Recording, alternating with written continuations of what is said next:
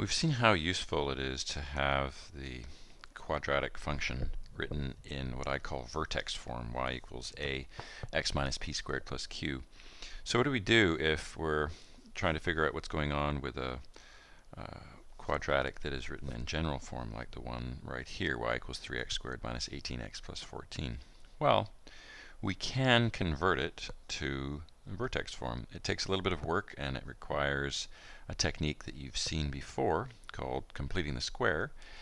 And this time the completing the square technique is just a tiny bit trickier than when we used it to solve quadratic equations, because we really can only work on the right hand side. We're starting with something that is y equal to quadratic function, and we want to end up with y equal to a quadratic function. So we don't want to touch the left hand side, and that just makes it a tiny bit trickier. So let's see what we do. The steps in general are pretty similar.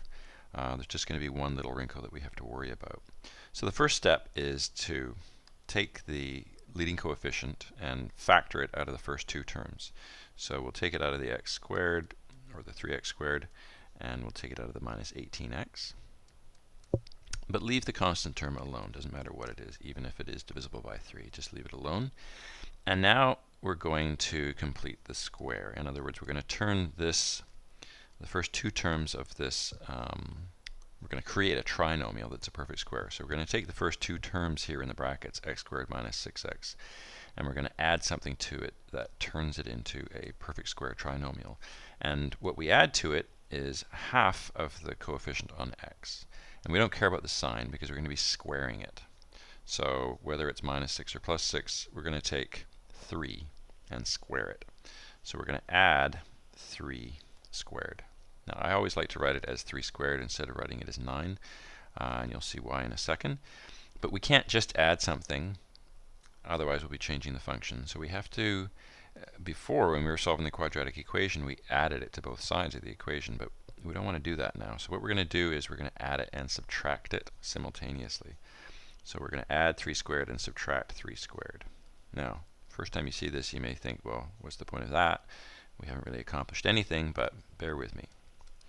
We're then going to keep the first 3 terms in the brackets, because that's the perfect square trinomial that we want. Again, just leave it as 3 squared. Now, here is the little wrinkle that's going to cause 90% of the mistakes that are made when you're doing this technique, and it has to do with bringing this term out of the brackets. Now, it's always a subtraction because you have squared something, so it's going to be a positive that you are subtracting.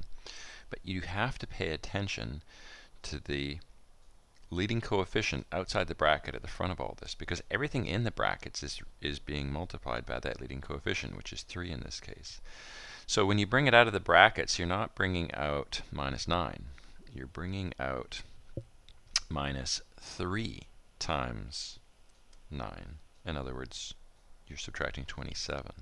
Now you can see this if you just take the previous line and you just expand everything. You would have the 3x squared minus the 18x, and then you'd actually have plus 27 and minus 27. All right.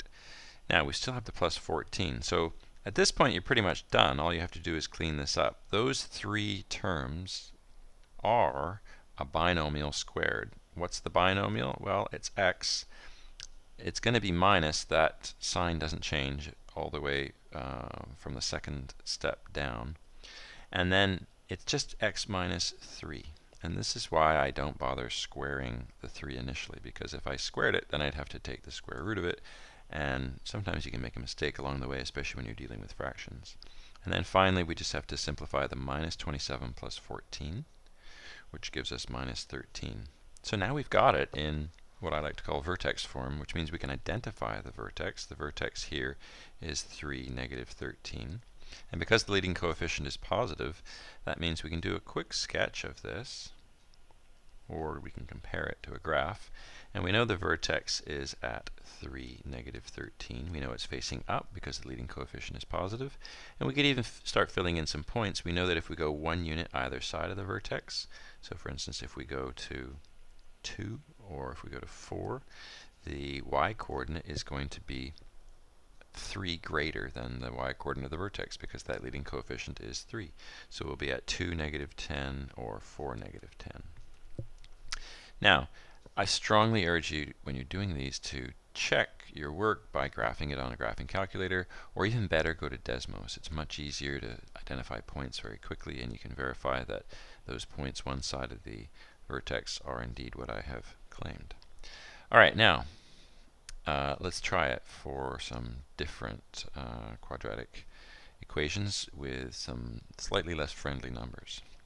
So let's take a look at another example. This time y equals -5x squared minus 15x minus 6. So this is going to be more difficult for a couple of reasons. One, we've got the negative leading coefficient, and two, we're going to be dealing with some fractions along the way. So same first step though, we're going to take the -5 and factor it out of the first two terms.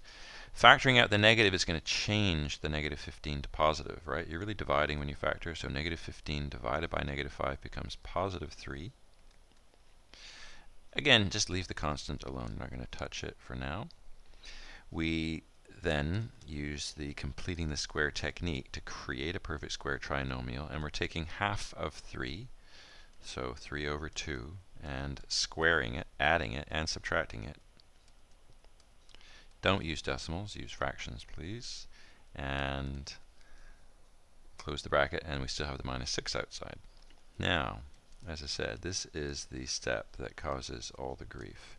We want those first three terms in the bracket because that's our perfect square trinomial. When we bring this final term out, remember, inside the brackets, the last term is always going to be a subtraction because we're squaring half the coefficient. So again, it doesn't matter whether that coefficient is positive or negative. But everything in the brackets is being multiplied by that leading coefficient, which is negative in this case.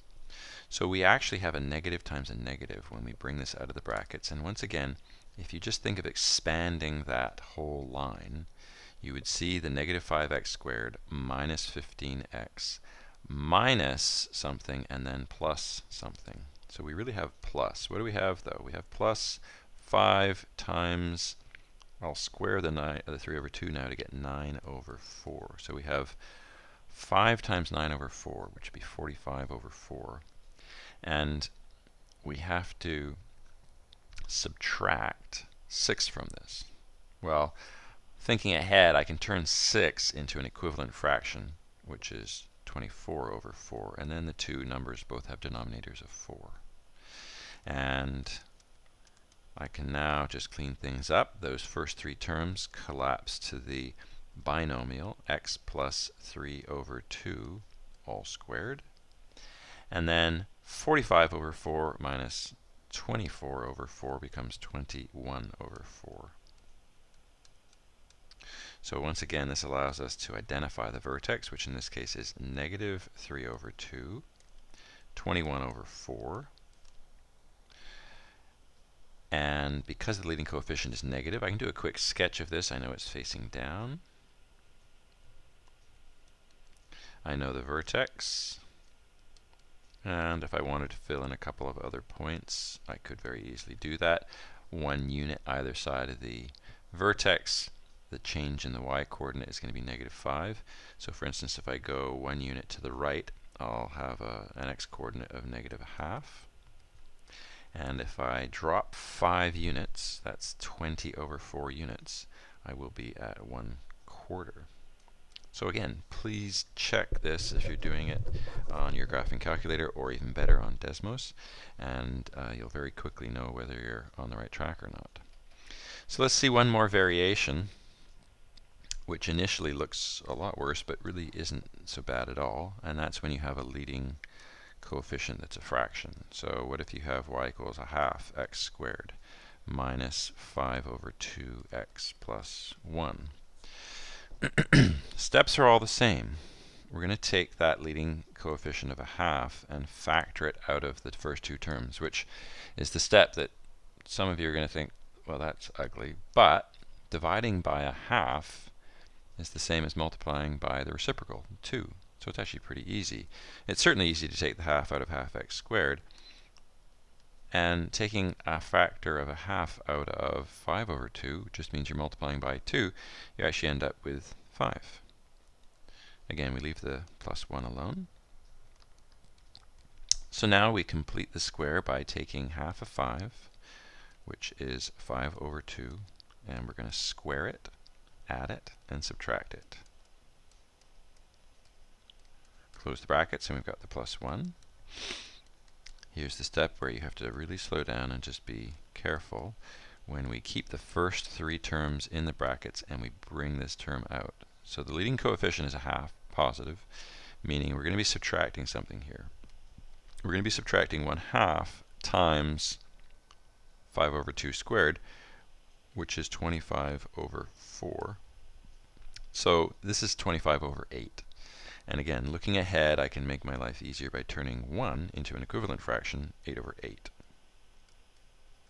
And now the last step is easy. I have the binomial x minus 5 over 2 squared. And I've got negative 25 over 8 plus 8 over 8, which is negative 17 over 8. So I can easily identify my vertex here. It's negative 5 over 2 comma negative 17. Sorry, it's positive 5 over 2. That's a mistake that you would want to catch. You could catch that by graphing it. So it's positive 5 over 2, negative 17 over 8. The leading coefficient is positive, which means it's facing up. We know the vertex is 5 over 2, negative 17 over 8. We can easily identify the points 1 unit either side of the vertex. So for instance, if we go 1 unit to the right, we're at 7 over 2, and we're only up a half unit. So that's 4 over 8. We've gone up, so we're at minus 13 over 8.